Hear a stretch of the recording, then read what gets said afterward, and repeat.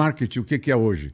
É você falar diretamente com o consumidor e não falar do seu produto. Falar com ele e ver o que ele quer que você produza. Então, essa que é a mudança fundamental na propaganda, é o marketing. O marketing é, na realidade, a nova filosofia das empresas. Qualquer empresa que não tenha filosofia de marketing, ela tem a tendência a fracassar. Você gosta... Você ainda fica...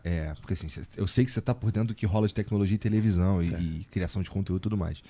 Também está por dentro do que rola no marketing, fica olhando o que os caras Eu estão acompanho, fazendo. não é, eu não faço isso todo dia. Uhum. E quem faz todo dia sabe mais do que alguém que sabe teoricamente. Então, teoricamente eu sei, mas quem faz todo dia deve fazer melhor. Entendi. Mas então, cara, como é que é o teu dia hoje? Não, meu dia é um dia normal de trabalho. Eu continuo trabalhando um pouco menos do que eu trabalhava antes, mas trabalhando. Eu crio comerciais, vim agora no carro discutindo com o Bruno um comercial.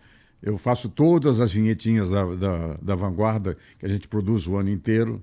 Eu faço as alterações de programação. Eu vou a São José dos Campos. Nós temos 46 emissoras.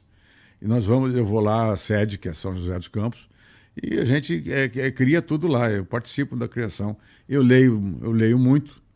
Eu gosto de leitura especializada nesse assunto. Eu escrevo, eu faço receitas. Estou preparando um livro de receitas. Já tenho mais 100 receitas prontinhas para fazer. Tem os vinhos para acompanhar também? Tem. Eu sei que tu gosta de vinho. Já tem os vinhos. Eu tenho. Todo final de semana, sexta-feira, reúno os amigos para a gente fazer não é uma confraria, porque eu não gosto nada de coisas que dê importância ao vinho. Eu gosto do vinho como ele é naturalmente. Eu te falei do Broadband. Vinho não é para ser analisado, tem que ser compreendido. Então a gente junta para tomar um vinhozinho e tal, junto com a comida. O vinho é uma coisa maravilhosa. E ajuda a criar. Agora tu tá fazendo receita, cara. Caramba. Mas eu já tenho 100. Agora eu sempre me socorro do Bruno, porque como a memória é meio assim, como é que é esse troço aqui? Ele me ajuda. Entendi. O Bruno é importante nesse negócio. Entendi. Porra, cara, assim, quando foi que tu olhou pra TV? Porque assim, deve ter tido algum momento na tua carreira que você olhou e falou assim, porra, consegui fazer o que eu queria fazer, né? E eu fico pensando no que vem depois, Boni. Como é que você faz para se manter no auge, cara? Como é que faz para se manter, atingir o que você atingiu e manter e, sei lá...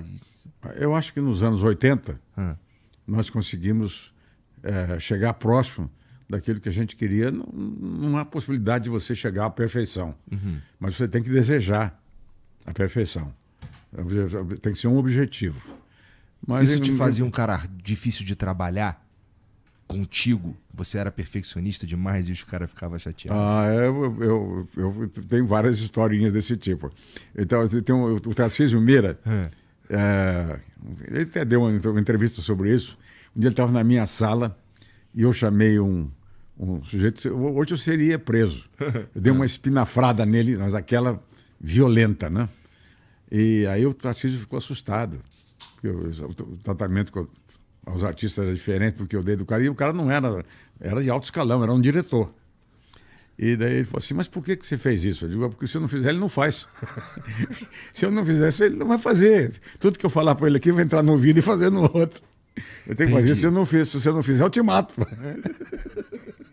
Você estava contando, nos anos em 80... Em 80 nós conseguimos atingir uma programação que era uma programação eclética, que a gente tinha de tudo. A gente tinha uma novela espetacular, um jornalismo espetacular, nós tínhamos um esporte espetacular. Quer dizer, as novelas estavam no auge. Então, todas tu era o de frente de tudo isso, né? Claro. Tu que estava à frente de tudo isso. Porque não é muita responsabilidade, como diz aquele, me tocou, né? Então é o seguinte, quando eu fui para a TV Globo, inicialmente eu iria para cuidar da produção e da programação. Eu ia produzir e programar. Isso aí já era um trabalho muito grande. O Walter Clark te chamou, não foi? Quem me chamou foi o Walter Clark. Foi fácil de te convencer? Não, o Walter, a gente já tinha um entendimento muito grande desde a TV Rio. Tá. Eu já tinha trabalhado com o Walter na TV Rio. E eu tinha dito para ele que se eu fosse para algum lugar eu ia convidá-lo. E ele me disse, se eu for para algum lugar eu te convido.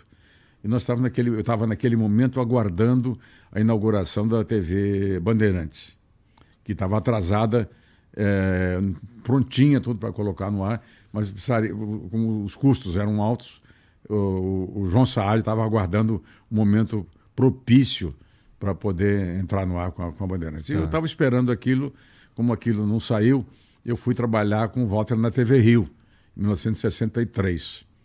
E aí o João me chamou de volta, porque vamos agora inaugurar a Bandeirantes. Eu vim, mas não inaugurou. Então eu que coisa. Aceitei o convite do Telecentro, da TV Tupi, para tocar a TV Tupi, que foi um êxito muito grande.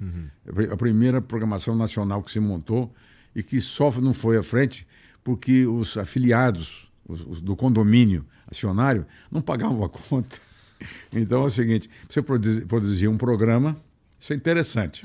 Você produzia os programas todos aqui, novelas em São Paulo e shows no Rio de Janeiro, entregava para o Brasil inteiro e, por exemplo, a televisão associada de Brasília ou de Recife tinha que fazer o pagamento daquele programa que eles recebiam.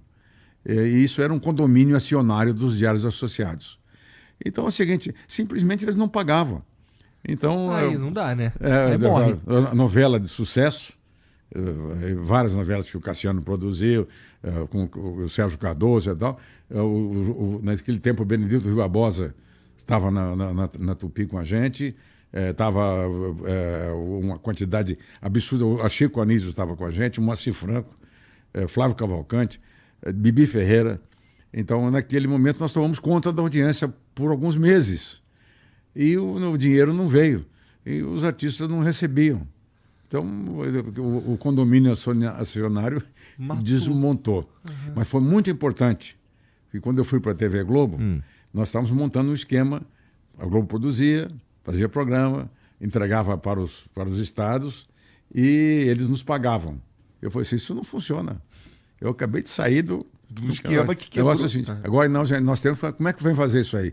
Nós temos que vender para o anunciante, ficar com o dinheiro da venda e dar o troco para o cara lá de baixo. Ao contrário, em vez de eles nos pagar, nós é que vamos pagá-los. Porque nós temos que ficar com o dinheiro da produção e o que sobrar do dinheiro da produção, a gente divide com o resto do Brasil. Esse esquema foi montado, quem montou foi o Walter, junto com o Zé Otávio de Castro Neves, e eles montaram esse esquema e foi o esquema que salvou a TV Globo e foi o esquema que permitiu que a gente tivesse recursos financeiros para colocar em prática o que nós planejamos, não só as ideias, mas os planos gerais para a gente montar essa rede. Porque o sonho meu e do Walter, desde 1957, já era a rede de televisão.